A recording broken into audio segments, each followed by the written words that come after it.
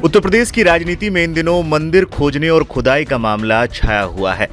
संभल के बाद से शहर शहर नए मंदिर मिल रहे हैं और जगह जगह मंदिर और शिवलिंग होने के दावे किए जा रहे हैं। इन दावों के बीच समाजवादी पार्टी के अध्यक्ष अखिलेश यादव ने भी एक दावा कर दिया है।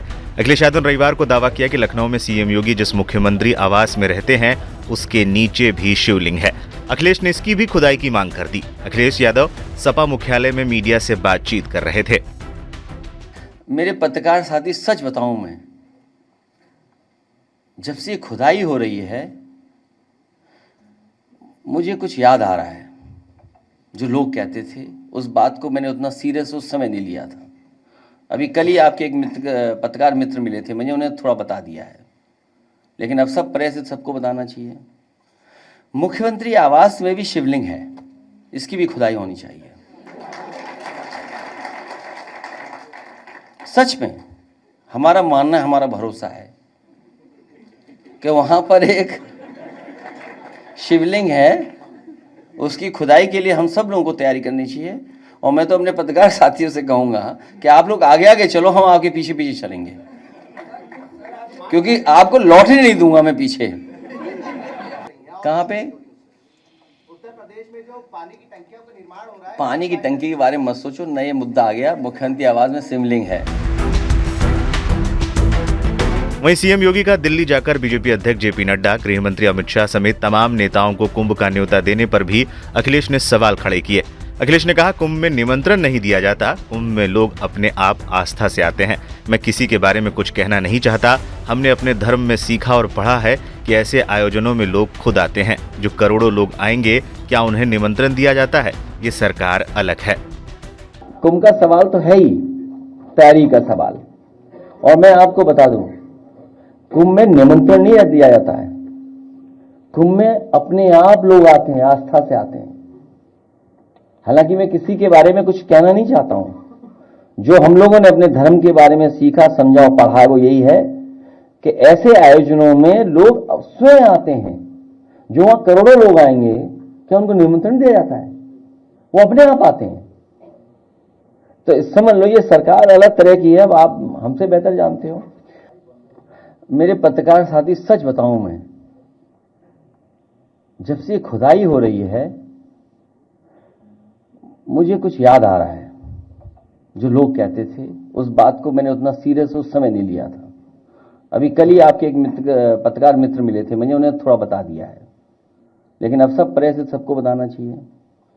मुख्यमंत्री आवास में भी शिवलिंग है, इसकी भी खुदाई होनी चाहिए। सच में हमारा मानना है, हमारा भरोसा है कि वहां पर एक शिवलिंग है, उसकी खुदाई के लिए हम सब लोगों को तैयारी करनी चाहिए। और मैं तो अपने पत्रकार साथियों से कहूंगा कि आप लोग आगे आगे चलो, हम आपके पीछे पीछे चलेंगे, क्योंकि आपको लॉटरी नहीं दूंगा मैं पीछे। और यहां पर जितने हमारे पत्रकार साथी बैठे हैं या जो हमारे समाजवादी साथी मुझे हॉल में दिखाई दे रहे हैं, इन सब ने महसूस किया होगा कि जब वो आगरा लखनऊ में चलते हैं तो इनको दुनिया की बेहतरीन सड़कों में वो सड़क दिखाई देती है, और देश की सबसे बेहतरीन सड़क आज भी है। और जिस समय उद्घाटन हुआ था, नेताजी का जन्मदिन था, हम लोगों ने सबने मिलकर के उस उद्घाटन के कार्यक्रम को सफल ही नहीं बनाया था, बल्कि देश के सबसे बेहतरीन हवाई जहाज जो थे, सुखोई और मिराज, उनका टचडाउन उस हाईवे पे कराया था। वो समाजवादियों की सड़क थी, और समाजवादियों ने ऐसी डिजाइन सड़क की कि बाद में जो प्रधानमंत्री जी जिस सड़क पर उतरे थे वो भी समाजवादियों की डिजाइन की हुई सड़क थी। और जब मैं हैनोवर गया, वहां पर जो एग्जीबिशन थी उसमें शामिल हुआ, कार्यक्रम किया। एक बहुत फेमस वहां पर जू था, चिड़ियाघर, उसको भी मैं देख करके आया। और जब मैंने चिड़ियाघर देखा वहां पर, तो मैं बहुत ही प्रभावित हुआ वहां पर। उसके बाद मैं लखनऊ के अधिकारियों को बुला करके, जो लखनऊ के चिड़ियाघर को देखते हैं, और उस विभाग के जितने भी संबंधित अधिकारी, उनको बुला करके मैंने कहा कि आप लोग भी यहां से सामान बांधिए, कुछ दिन हैनोवर देख करके आइए, वहां का जू देख करके आइए। वो अधिकारी जू देख करके आए थे। उसके बाद आपके लखनऊ के चिड़ियाघर को कुछ सुधारा था उन्होंने। जितना समाजवादियों ने सुधारा उतना ही सुधरा है। उसके बाद कोई सुधार उसमें अभी तक नहीं हुआ है।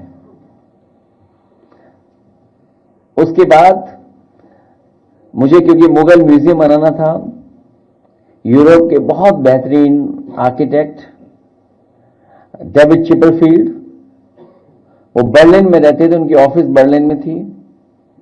हमारे एक साथी से परिचय हुआ, हम लोग उनके पास गए और उनका प्रेजेंटेशन देखा मुगल म्यूजियम को लेकर के, और वो काम आगे बढ़ाया समाजवादी सरकार में हम लोगों ने।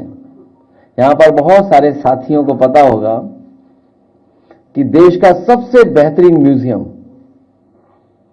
आगरा में बनने जा रहा था, उसका सिविल वर्क पूरा हो गया, जितना कुछ सिविल वर्क होना था पूरा हो गया, लेकिन जैसे ही सरकार गई वो भी काम वैसे ही का वैसा अधूरा पड़ा हुआ है। मैं वहां पर एक बार गया था अचानक उस म्यूजियम को देखने, तो मैंने उनसे पूछा कि ये जो एसी नहीं लगे हैं, ये एसी कब लग जाएंगे? उसने कहा कि ये तो एसी खुले ही नहीं, इनकी वारंटी अपने आप खत्म हो गई है। तो वो जर्मनी के, और बाद में कुछ वर्षों के बाद, पिछले वर्ष 24 से पहले, डेविड चिपरफील्ड जो बहुत बड़े आर्किटेक्ट थे, यूरोप का सबसे बड़ा अवार्ड मिला था। इन बातों को मैं इसलिए बता रहा हूं कि जब बाहर हम लोग जाते हैं तो बहुत कुछ सीखने को मिलता है कि दुनिया कहां पहुंच गई है और हम कहां उलझे हुए हैं। हमें उम्मीद है आने वाले समय में उत्तर प्रदेश की जनता बदलाव लाने का काम करेगी और एक बार फिर हम लोग विकास के रास्ते पे, खुशहाली के रास्ते पर जाएंगे। हालांकि बहुत सी चीजों में हम लोग बहुत सुधार लिए हैं, अभी बहुत सुधार होने की जरूरत है। जर्मनी जैसा देश जहां पर अभी भी बैलेट से वोट पड़ रहा है और हर स्तर पे जो चुनाव होता है वो बैलेट पे होता है, कहीं ना कहीं भारत में भी वो भरोसा, वो ट्रस्ट हमें डेवलप करना पड़ेगा अपने वोटिंग सिस्टम और अपनी संस्थाओं के प्रति, जो अभी हम लोग खो रहे हैं भरोसा।